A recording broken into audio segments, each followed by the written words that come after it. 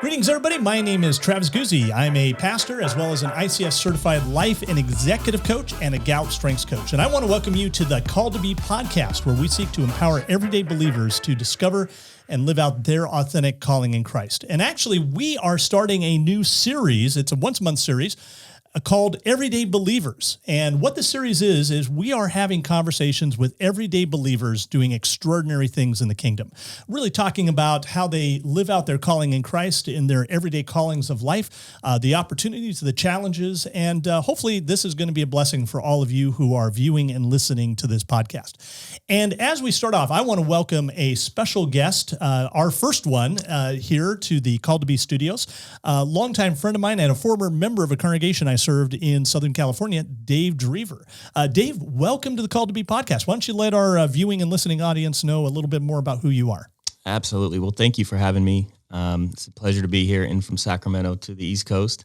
But so I'm an entrepreneur at heart and has a real passion for advancing the kingdom through helping young people is probably going to be where I land at. So it's good to be here. It's good to be with friends and family, which you guys are, which I consider. Yeah, absolutely. And you've been around since the beginning. So since Genesis of Dave Drever. Yeah. So. What were you, 23 years old when we first met? Yeah, I was about 23. Yeah. And Dave came into the congregation. He was working in Hollywood. And Dave, we just want to kind of hear your story, but I think it's important for those who are listening and viewing just to kind of understand a little bit more of your background of what led up to you coming out to LA, to Hollywood at that time. Yeah, so I was kind of the first generation that was, born and raised with a computer, a personal computer. So, from as early as I can remember, we had, a computer my brother and I were playing on and tinkering with, and then video cameras came around. And so it's just kind of this fusion of media that was happening, as a young guy. Right. So we fell in love with that. And so running around making videos was natural to us. And in high school, I started a video production company, probably my senior year of high school.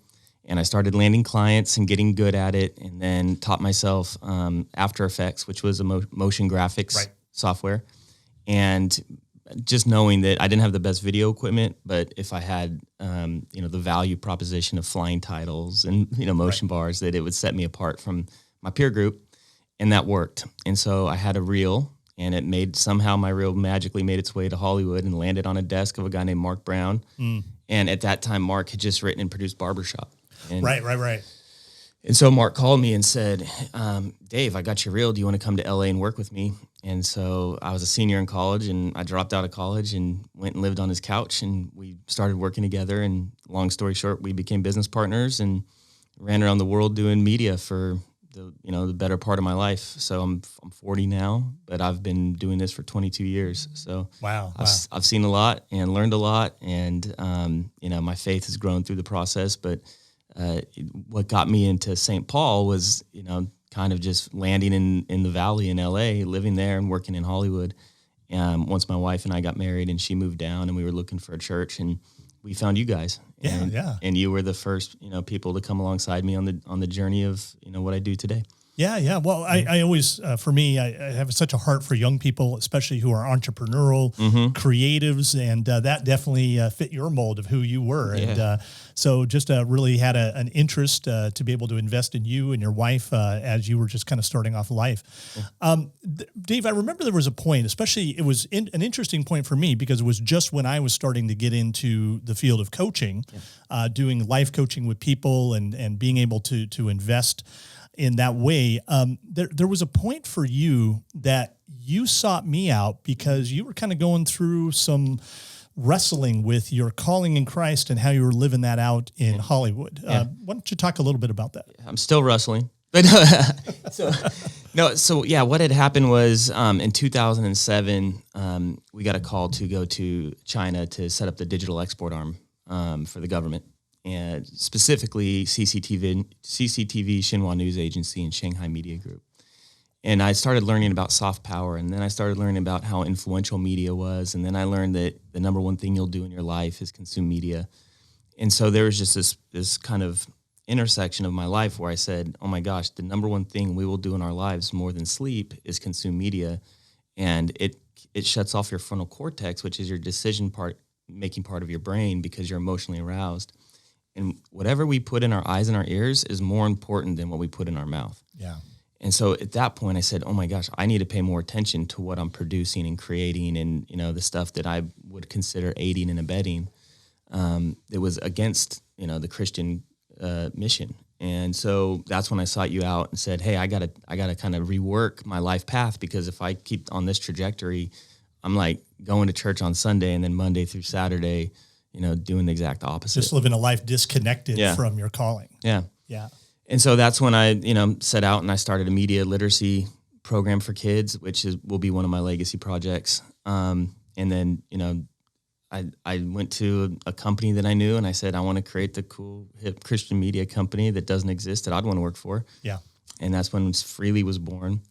And, we started down that path, which we're still producing and creating. But I got to a point where a pastor said to me, he said, to what end? Is it you go out and make all these movies and you're rich and, all this, but he said, to what end? And then that's when I started going, I need to think about the Freely movement. Yeah. And that's the goal of that today. What I'm really focused on for the next few months is training up 10 million Freely ambassadors to do 1 billion acts of God's love. And for you to be along the journey, to start with me on day one, and then to see the fruit of that has got to be a blessing for you, because most people that help other people may not see the fruit till heaven. Like they may not know until, or they may never know. I don't know. But for you, you're going to actually get to witness something that you invested in early, and then to see it live out in, decades of time and effort and energy is pretty cool. Yeah. That's great. I want to visit a little bit more about this new Freely movement that you're about to launch. Yeah. But I want to go back for a second. When we started coaching together, I just was learning how to do it. Thank you for being a guinea pig for me to practice a lot of what I was learning to invest in you and disciple you. Yeah. What was the benefit of that at that time for you? Direction. I mean, I think at the end of the day, wherever you point your rocket, it's going to launch. Before you launch it, you need to make sure that you're that's why, Elon's down in Boca Chica, Texas. It's because his rockets are close to the equator and good weather and all that. So I think the benefit to me was that you pointed me in the right direction. And we didn't have all the answers. We didn't have all the resources, but at least I was pointed in the right direction. And then, we're still orbiting, but right. I think we're much better today than where we would have been without that direction. Yeah. So now, as you started off, you really kind of were like, okay, I want to live my faith through my calling, my vocation. At that time, you were doing projects in Hollywood. What were the challenges as well as the opportunities that God opened up in taking that direction? Like you said, aiming that rocket, you have a direction now. What was that for you, those early days? The early days are much different than today, because now, it's probably going to become the hardest thing to possibly do is to, not be part of the woke culture. And so guys like me will get canceled. It's just going to happen. Yeah, that just wasn't happening at that time. That wasn't happening at that time. But we weren't getting a ton of support either. Like if you wanted to produce a faith-based movie, you kind of had to either know somebody really rich that would just stroke a check, and then, in our industry, it's whoever has the money makes the rules. So, if you come to the table with millions and millions of dollars, then you get to play. I didn't have that, right? So the challenges for me was always, the resources. And so I kind of felt like a guy on the front lines with a bow and arrow, and that's, I was playing in the NBA. I was playing in the big leagues with a lack of resources. Right. So that's always been the challenge. But the support and the benefits was that I felt good about what I was doing. So I could always power myself just because I knew I felt like I was called by God to be here doing this kind of thing. And so it was much bigger than a career for me. It was a mission. Yeah. And it still is. And a mission in a way of I can help other people's lives. I can help carry other people's burdens by this gifting that God's given me. Yeah. The skill set, as opposed to creating content that would maybe wreck their lives. I could create content that would build their lives. Yeah. So that mission to me is what powered me. And then I found other people like you guys along the way that ran with me. And so just having that support group has been super important to me. But at the end of the day, what I set out to do when we started is probably the hardest thing somebody could do. You are swimming upstream, and there's no, all the people you would need to collaborate to do a big project may or may not in that cycle have the same mission as you do. So yeah. Well, and God was definitely opening some doors for you. I mean, there were some things that you were doing. I remember you talking a lot of feeling like Forrest Gump. Yeah, no. So that actually, Nancy Duarte told me this. So I went to her to brand freely when we first started, and I told her my story, and she said, Dave, she said, you know what movie star you're like, or like movie storyline you're like? And I was thinking Indiana Jones or something cool. And she goes, you're Forrest Gump. And I was like, man. And so it was a stinger. It was a stinger when she said it, but now I kind of own it. And it is very Forrest Gumpy because I've met presidents and secretaries of states, and I've worked for foreign governments, and I've worked with the biggest celebrities I'd want to work with, and got to know them intimately. And that would have never happened like if I had written out a business plan and like, this is step 1, this is step 2, this is step 3, this is step 4. It's kind of like wherever God was pointing my feet that day, I just went. Right. And then, it took me to places I never imagined. Yeah. So, and has there been risk in it? There's been a lot of risk in it. Has there been, resource loss? There's been a lot of resource loss, but I always felt like God would use that to build something that one day we would see all the benefit of. Yeah. One of the things I remember, especially when you were first starting off, and it's really been kind of a hallmark of what you have done in the entertainment industry, is this idea of paying it forward, of just loving and serving people. How did that work as a philosophy for you, and how is that different from the culture of Hollywood? So I think, this is a really important question, and I hope Kendall bite-sizes this. I think it's because I was from a small town that I kind of had this, just helping mentality. Hollywood's based on what's in it for me culture. Yeah. And for me, it was just kind of like, hey, how can I help? What can I do? How can I serve? And it might just be part of my personality or how my parents raised me probably. But I felt like being radically other-centered was a way to get to the top of a business that's relationship and favor-driven. And it just came natural to me. And I think, as Christians, that's what we're called to do is serve others. Like, Jesus came as a servant. So, in the Hollywood side or in the media, entertainment, and technology side of my life, being radically other-centered has been the most important way I've been able to witness my faith to other people. It's not saying, hey, can I take you to church and read this scripture to you? And then, that is more like just living out my faith. And then people were like, hey, why do you do that? Why do you make money and not ask for anything in return? Or why make me money and not ask for anything in return? Right. And so I just ran with that. And those were the seeds that were being planted. I was just seeing success by living like that. And then today those have grown into full trees that now have started a movement. Yeah. And people are attracted to that in a self-centered world, where we kind of make ourselves idols. It's so, the law of contrast is so strong that it sticks out like a sore thumb. Yeah, just helping people without asking for anything in return, what I would call maybe love with no strings attached, has been super helpful for just living out my faith. Yeah. Years ago, I remember there was a book by Seth Godin called Tribes. Yeah. And one of the great things about that book was that he said there are just people waiting for you to lead, but the way that you lead them is by serving them. Mm-hmm. And it sounds like that's really kind of the approach and the philosophy that has you've taken and really been a hallmark of your calling that you've had in the entertainment industry. Yeah, it has been. And I don't know how you can read scripture and not live like that, because I think it's Luke 22, 23 to 25, somewhere in there. It's like, Jesus came as a servant, and the servants will be, the leaders. Yeah. And so servant leadership to me is how I want to live my life. And, if I say, the brand of Dave Drever is servant leadership, then I can go to sleep at night and feel good about, what I'm doing. Yeah. Yeah. It doesn't make the most money. It doesn't get you the most recognition. It doesn't, get you what I would call money, fame, power, any of the things that would be traditional hallmarks of the industry I run in. But it does let me sleep good at night. And I do feel like that it honors God. So. Yeah. One of the things about our callings is sometimes there's the big things we're working on in life, but I also think that a lot of our callings really are, as far as our hands can reach and as far as our eyes can see, it's whoever God puts before us each and every day to love and serve. Yep.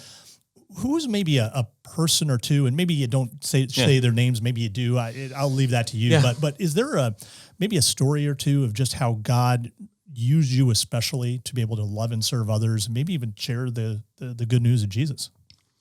Yeah. Let me think. So I definitely know Amberly Snyder. When I came into her life, it was at the time that we were talking to a studio about doing a biopic about her, and I was able to, help her get a significantly better deal. And that movie has helped a lot of people, little kids that even if you're against the odds, you can overcome. And it's just a positive message. And Amberly and I became friends, and then we became partners. And so, I wound up managing her, and that launched my management company, where I roster probably 15 clients today, serving them in the same capacity I did Amberly. But so that was one. The one that is really special to me right now is Taya Kyle. So Chris Kyle was on American Sniper. That movie was about his life. And so, he was murdered, and she and her 2 kids now have the foundation that they're working to help military marriages.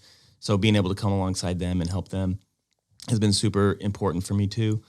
For me, it's literally 1,000 people that I have 2 phones over here because there's so many people that are calling that need things, and it's like there's not enough hours in a day for all the needs of people.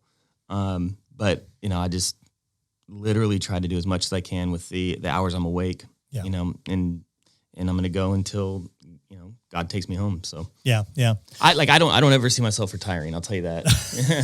So you're just going to be running until the day you drop, right? Yeah.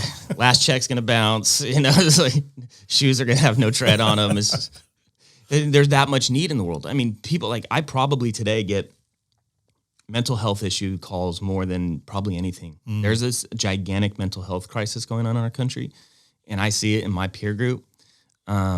There's also a fertility issue going on in our country, and there's a lot of things that are happening in people's personal lives that aren't being addressed until you earn trust with them. Yeah. And that's one of the gifts I think God's given me, is that I have trust with people, and so they're able to share it, and I'm able to walk with them in life. Yeah.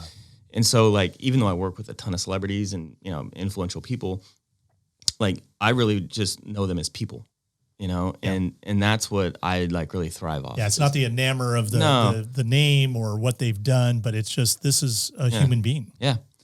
Yeah. And my brother and I always had a saying, we said the prettier the girl is, the more problems they have. Right. And I think when we look at influential people or famous people, we think their lives are amazing and it's so good. And for me, once I got to start knowing people, and I'm sure as a pastor, you saw this too. It's man, people are broken.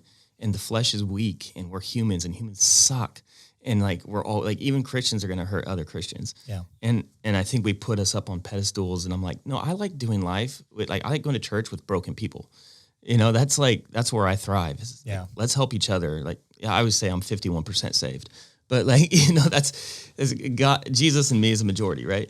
But it's true. Once you get to know even the most famous pastors and the most famous Christians, and you go, oh my gosh, they actually have more problems than I do. Yeah. And you go, oh wow, okay, now we got to let's do this together. Yeah, and there's a lot of this, the pursuit of celebrity, especially among young people, thinking that you're going to be happy, it's going to solve all these problems, and in fact, sometimes it creates far more problems than you ever would imagine. Yeah. And I always tell people too that the road to sanctification is a long dirt road, and there's a lot of broken down cars on that road, and it's dusty, and so. You got to be patient with people, and you got to, do life with them and invest in them. And if you're really called to be with them, like you've done with me, then you're going to be through the ups and the downs. Yeah. And probably more downs than ups. Yeah. Yeah. Yeah, absolutely. Yeah. And coach them through it. That's why it's so important for your work, is because we need more coaches. Yeah. Yeah, to be able to do that one-on-one. I see. That's the thing that I love. I am a pastor, but a lot of times as a pastor, I feel like it's like a shotgun. Whether you're preaching or you're teaching a Bible study, you just hope you hit somebody. Right. Where what I've loved with coaching is to come along and it's laser focused to the individual. Yep. Their hurts and their pains, their hopes and their dreams, and to be able to walk along to connect them. Who are they in Christ? And what's it look like to live that out in love and service to others? Yeah, and I think you're at a perfect time, because one of the things that's been on my heart in maybe the last maybe year is this word called decentralization. It's happening in media, it's happening in technology, it's happening in innovation. And I'm like, man, maybe we got to decentralize the church. The idea that we got to bring these 50,000 people together in the mega church and listen to the same worship bands and all that. I think there's an importance of corporate, gatherings, but sometimes maybe it gets too big, and then there's people aren't really engaged in there's a pastor that the church I go to I've never met, you know, and I don't need to meet them because I'm like some big, you know, tither or something like that. But I just, you know, it'd just be nice to kind of know like my shepherd. Yeah. So, long story short, I've been thinking about how do we decentralize the church and how do we get back to maybe like smaller groups and a more intimate relationship as opposed to these large, you know, stadium filled things. And so I think for you to do one-on-one work, it's not scalable, and that's why we need more of you guys. It's just the same reason that like my management business isn't scalable. I can't serve, you know, 100 clients and, you know, stay in their house and travel with them and, you know, do life with them. I just can't. There's not enough hours in the day. So physically it's impossible. But for you, like it'll be physically impossible to coach 100 people unless you're just like creating content and then putting it up online for, you know, rental or something like that. But I think where you're going to thrive is finding the next 10 Dave Drevers. Yeah. Right. And then doing life with them and doing life with them for not 1 year, but 10 years. Yeah. And say, how can we have non-incremental change in these lives as opposed to like we say, like being deep with a few people instead of being shallow with a lot of people.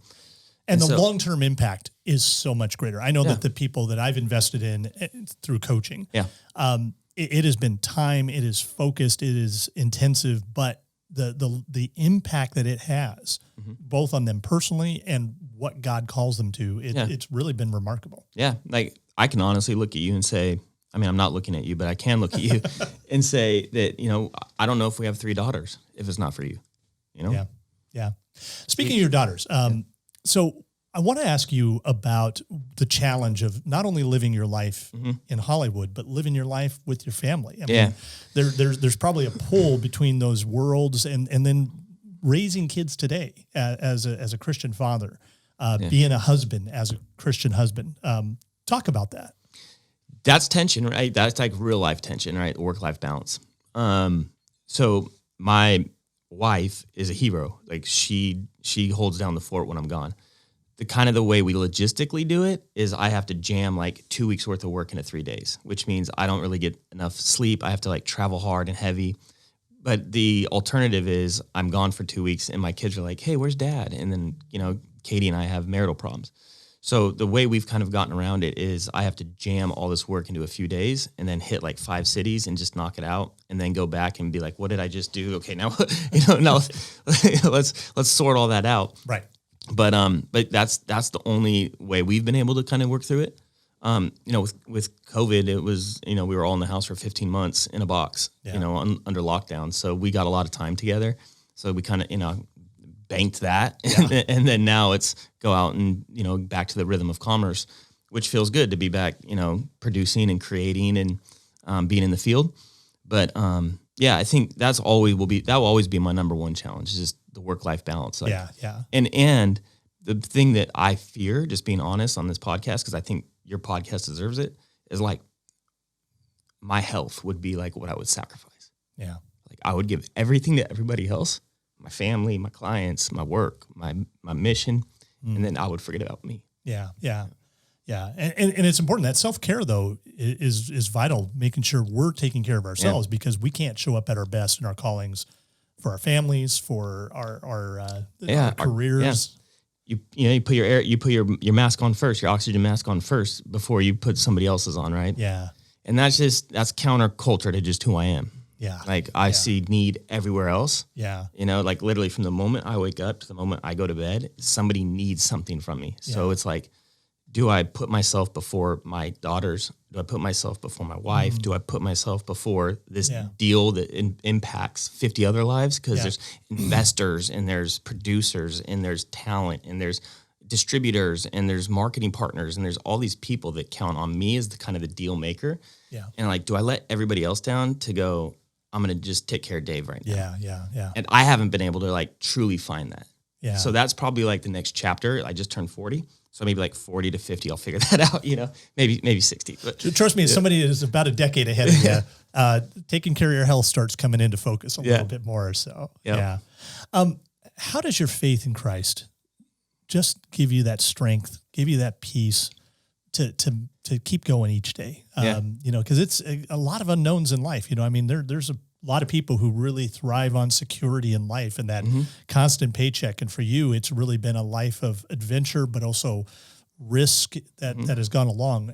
How does Jesus, your faith, just help you in that? Okay, good. All right. So in boxing, there's a term called a glass jaw. All right. And if I didn't have Christ, I'd have a glass jaw. Like I would get hit and knocked down and I wouldn't get back up. But because of him, I'm like, I get back up every time. Yeah. So I think what I've done, like just the beatings you take in the industry I'm in, it allows me to get back and just, fight another day. Yeah. And because I know I'm doing something bigger than just me. If it was about just me, I would have been checked out a long time ago. Yeah. But he's given me like this steel jaw. Nice. Yeah. So it's the larger purpose that he's calling you to, that kingdom impact that you have. Yep. That's awesome. Let me ask this question. We may have some, I'm praying that we may have some young people who are viewing and listening to this podcast. And maybe they're like you back in the day. Now their camera is not, I don't know what you had back in the day, probably about this size or something, but they've got their iPhone, they're making videos. They're really thinking about, hey, maybe I might want to get into producing videos or music or the entertainment industry. But they're also Christian. What advice would you give to them right now? I'm coming to help, number one. So I'm going to create an innovation lab for this exact purpose. Artificial intelligence and AI and VR and all these new technologies, automation is going to replace a lot of service jobs. And the jobs of the future, I truly believe, will be creative jobs. So media, entertainment, and technology specifically. And so I want to create an innovation lab for young Christians, and I want to decentralize it so they can do it in their small towns. I don't want kids to have to go to Hollywood to help Hollywood export their value set to the world. I want them to be able to stay close to their family and their tribe and use their giftings to send out those values to the world, their Christian values to the world. So that company that I'm setting up right now is very early stage, but it's called YKC, Your Kingdom Come, and it will be an innovation lab for this exact purpose. Dave Drever got recruited to Hollywood near about the time my dad passed away. So I had to leave my grieving mom to go to a big town to use my giftings that God gave me to work for people that were doing stuff that was against the Christian message. That didn't feel that great. And was it a mistake? I don't think so, because it trained me up for everything I'm doing today. But that was really hard. And like, truth be told, I wish I didn't have to do that. Yeah. So now looking back, I'm going, all right, how do I go help train up the other 10,000 Dave Drevers that go to Trinity Lutheran with 150 members? And then how do we because the talent's there, the gifting's there. How do we help come around alongside of them with coaches, with, the newest tech, with the best equipment, just like Kendall, and, help them get out. Kendall's my son, who's also our producer for this podcast. So anyway, shout out to Kendall, who actually kind of even got me as a 52-year-old. Yeah.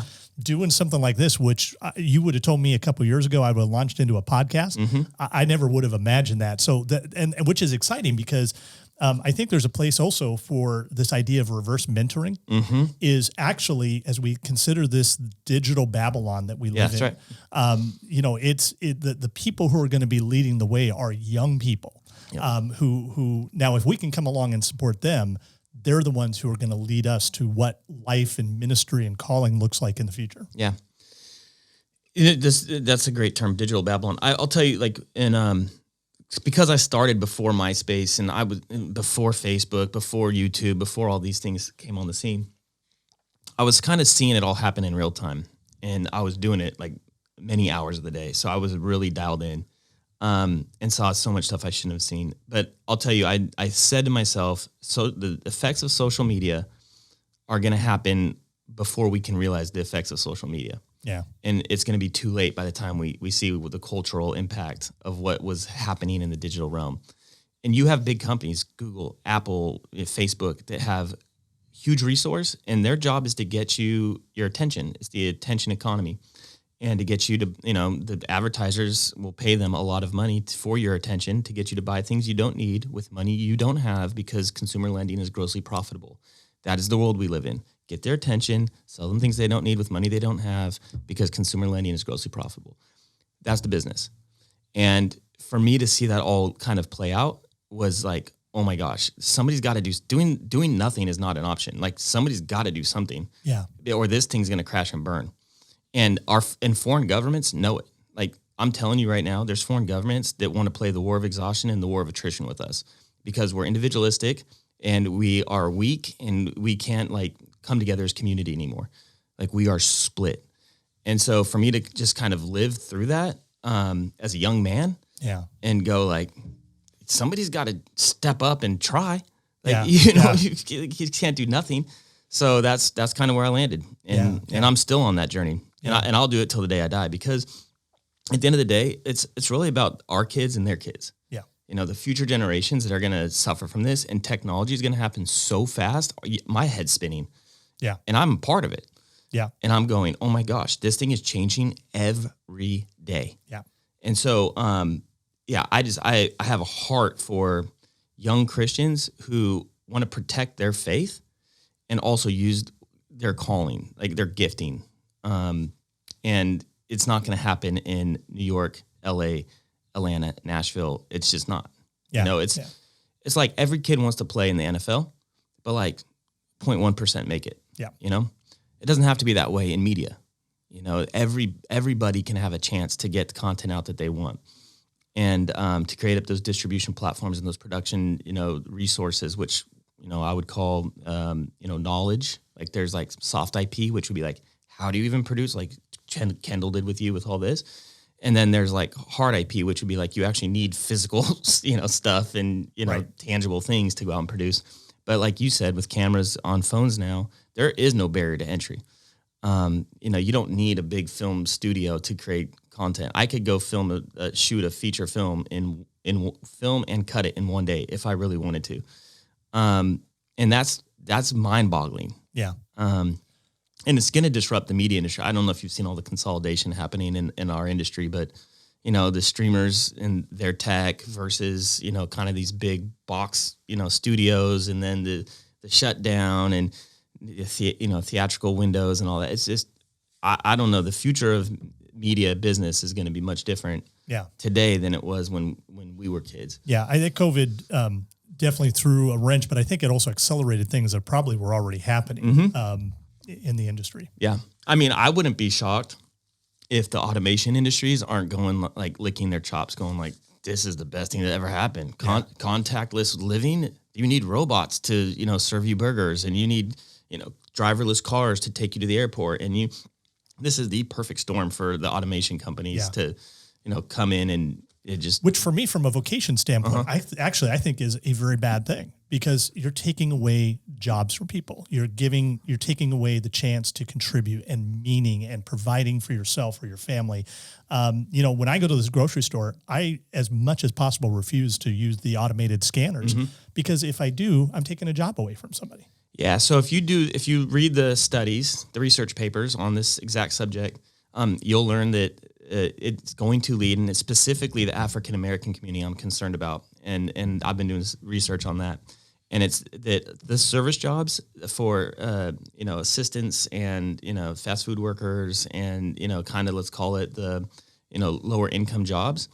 When you remove those, there is a direct correlation to poverty, disease, alcoholism, like all these bad things that are on the backside of that.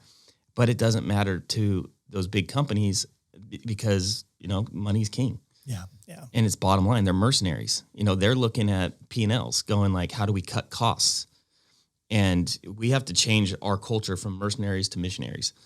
And we have to like take care of the tribe, not thin the herd, which I think is happening right now and is going to happen. But how do we take care of those guys? Yeah. Yeah. That's the call of a Christian. Yep. Carry each other's burdens. Absolutely. Yeah. Yeah. Dave, one more big question for you, and then I kind of want to get into our wrap up. As the church, you know, we're living in a new age. I equate it to when the printing press came out. You know, but we're not in the Gutenberg age anymore. We're in the Google age of social media and technology, which is amazing. But there's also a lot of challenges for the church. How should churches and ministries be thinking about engaging the culture with the good news of Jesus, using social media, technology, entertainment in more than what they're doing. I mean, I see a lot of churches, and I have to say, there are a lot of churches who during COVID, they really rose their game. I mean, they started live streaming their worship services, the Bible studies, using technology and social media to connect people together and stay connected for ministry purposes. But what else do you think that churches should be considering moving forward? So in the content arms race that we live in, where you're fighting with every form of, entertainment that you could possibly have, I think the church does need to step up and have better content to feed the sheep. All right, to encourage them, to grow them in their walks, to grow them in their walk of sanctification, and then to be more like Christ. The church itself, I think, needs to go to more of a one-on-one model and do this. I just don't think I don't think we can ever get away from that. I always go back to like the early church was selling all their possessions and giving to those in need, and they were growing their numbers, right? Today, we're losing our numbers. So you want to go back to the original model? To me, that's living freely. That's living radically other-centered. Yeah. And that is to go one-on-one.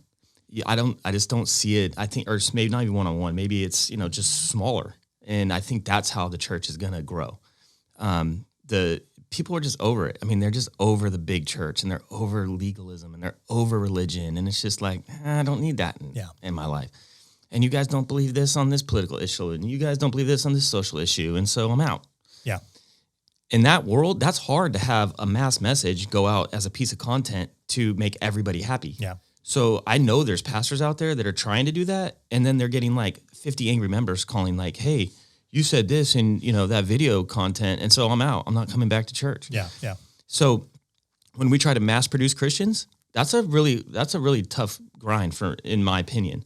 I think we go one-to-one and we let people know we care about them. Yeah. And we might not see the eye on eye on everything, but let's have let's have real communication and do life together, and then we'll know you actually care about me. Yeah.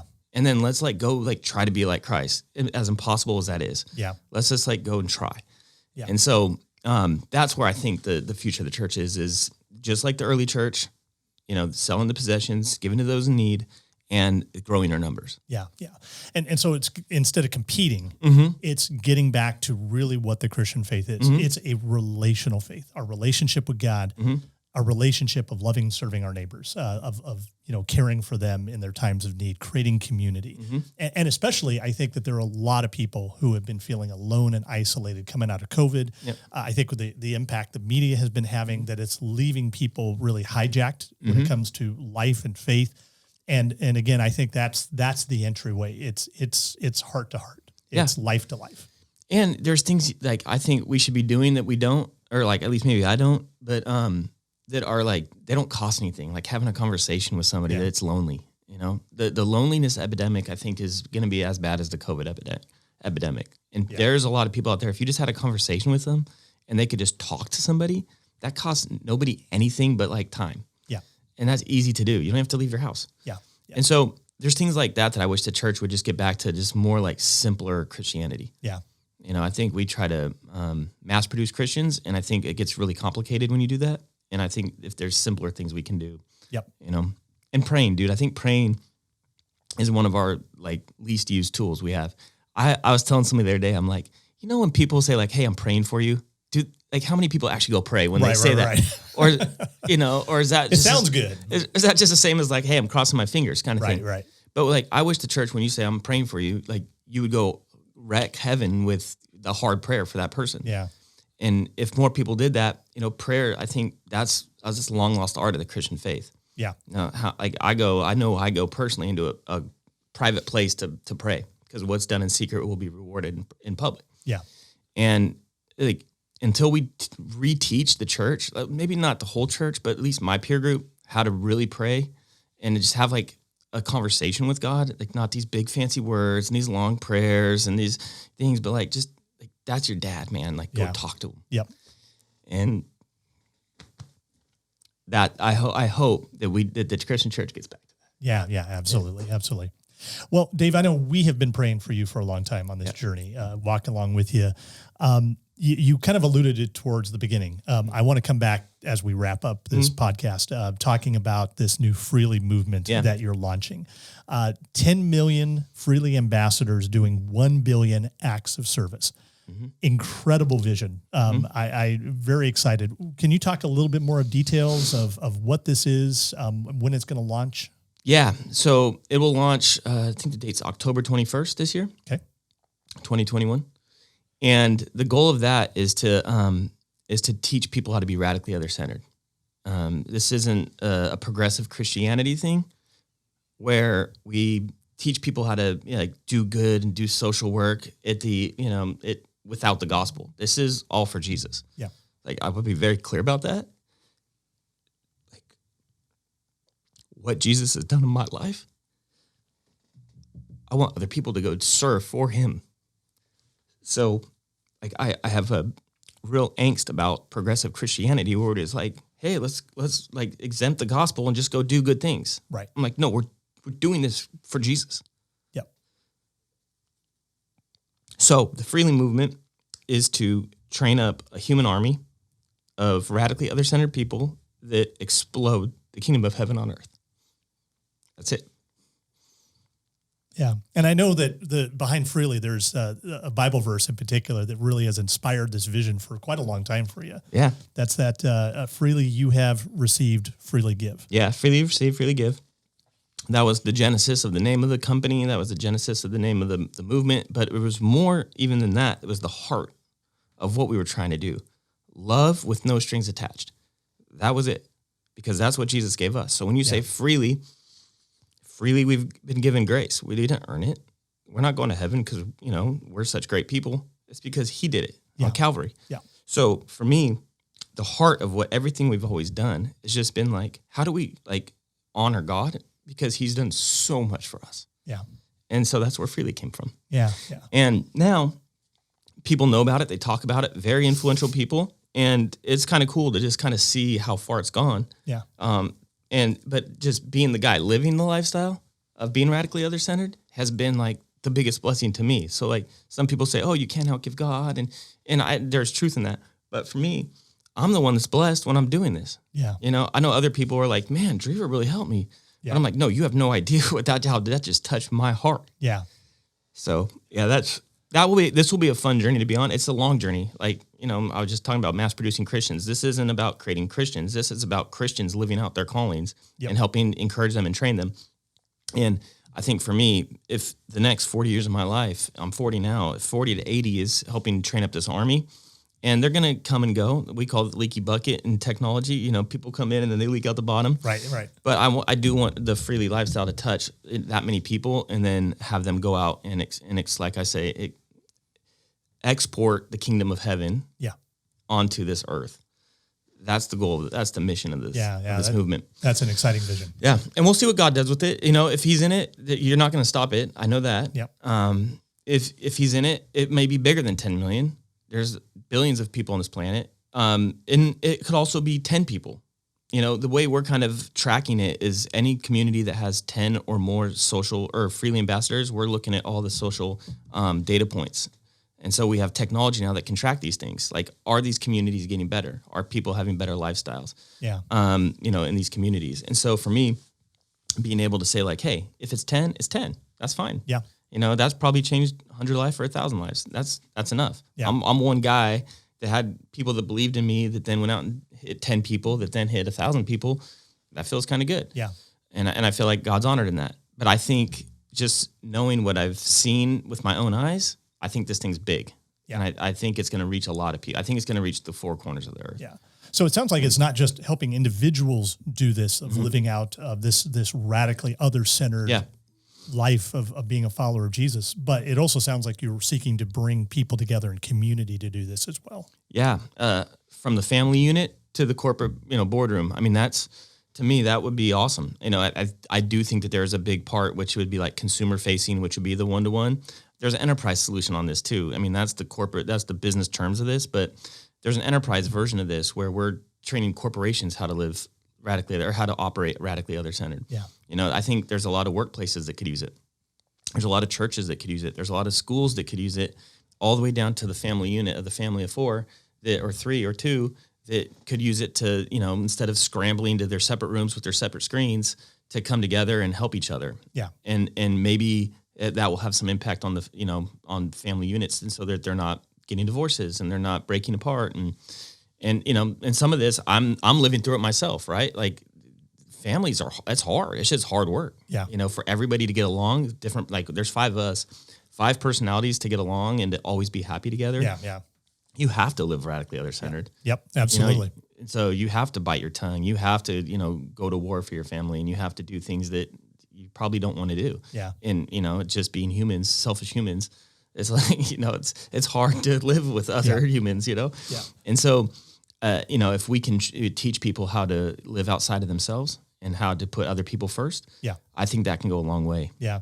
So. I know it's kind of corny, but there's an acronym I've always kind of gone back to, is this idea of how we experience joy in life. It's Jesus, it's others, and then it's yourself. And it doesn't mean that we don't care about ourselves. We've got to take care of ourselves, well-being, or else we can't show up. But it's prioritizing your life, because I think so much of our culture is so about the meism. It's all about you, your wants, your desires, this expressive individualism that you see, and you're really casting a different vision with this. It's what the kingdom of God really is all about. Right. No, it's counterculture to what we live in 2021 and going forward. It is increasingly becoming more about us, our views, how we feel. And I'm saying, no, it's about other people. Like, there's stuff I think, like politically, for instance, that if somebody's like said something against it, I'd be like, well, tell me about that. Like, why do you feel that way? Where like a lot of other people would be like, I'm never talking to you again. Right. Like, you don't even exist because we have a different viewpoint on something. And I'm like, no, I want to hear. And that's where we get the whole cancel culture, which by the way is on the left and the right both. No, it is. Yeah, this is bipartisan for sure. But the cancel culture of it all, I'm glad you used that word, because that is the truth. That's not Christianity. So if you are a Christian, you do not do cancel culture. Let me just put that bite out there. Yeah. The cancel culture is off limits for Christians. Okay. If you don't agree with somebody, talk to them, hear them out, and then agree to disagree if you have to, but you do not cancel anybody in Christianity. God has never canceled us in Jesus. No, you got to get back to your roots. That's right. Dave, just real fast, if anybody's interested in finding out more, how do they find out more? What should they be looking for in the coming months? Freely.com. It's the easiest domain of all time. FREELY, freely.com. And everything will be there. We'll launch that October 21st. Awesome. So, and that's in partnership with a company called Vomo. They're out of Dallas. A great group. Rob Peabody's the founder there. Good buddy of mine. And they'll be building the whole thing. And it will be the hub for everything freely and freely movement.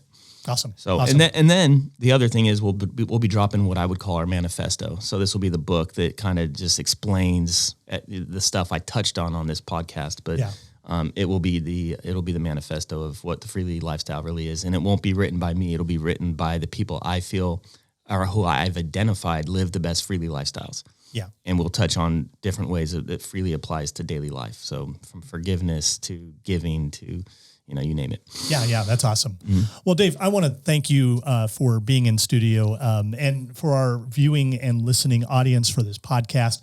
I know my takeaway for you is, so many times we can have grand dreams and plans for the future, and yet sometimes it's really our calling is just each and every day. Yep. It's getting up. Who's before me? How do I love and serve, give freely as Jesus has given to us, and trust God for what he wants to do with it? Again, there can be a place. It's sometimes the vision will get you going, but you have to also trust for God's movement of what he does along the way. Yep. And I know for you, it's been a lot of zigs, it's been a lot of zags, but it's been a faithfulness in the journey. Yeah. And as you've been faithful with a little, God has been more and more entrusting you with much more in the kingdom. And it's exciting to see where you're at. And please know our prayers continue to go with you. I want to encourage our viewing and listening audience. Please pray for Dave, pray for his family, pray for Freely. It's very exciting what you're doing. So thank you for being here. As we wrap up this Call to Be podcast, especially this first Everyday Believer episode. We want to thank you for joining us. Just a couple of reminders as we listen, a call to action for all of you. If you enjoyed this podcast, whether you listened to it or viewed it on YouTube, please make sure to like and to share with others. Let them know about it. Also, make sure you check out our social media pages on Instagram and Facebook. Simply go to Call to Be Podcast and you'll find those there, and join the community and the conversation as we continue this journey. Finally, want to just tease our next regular Call to Be episode. We're going to be talking about what does it mean to have a calling in life. So we're going to take a deep dive with Kevin and Trish. Hope you can join us for that podcast. And finally, we want to thank our sponsors, Malem and the Southeastern District, for making this podcast possible.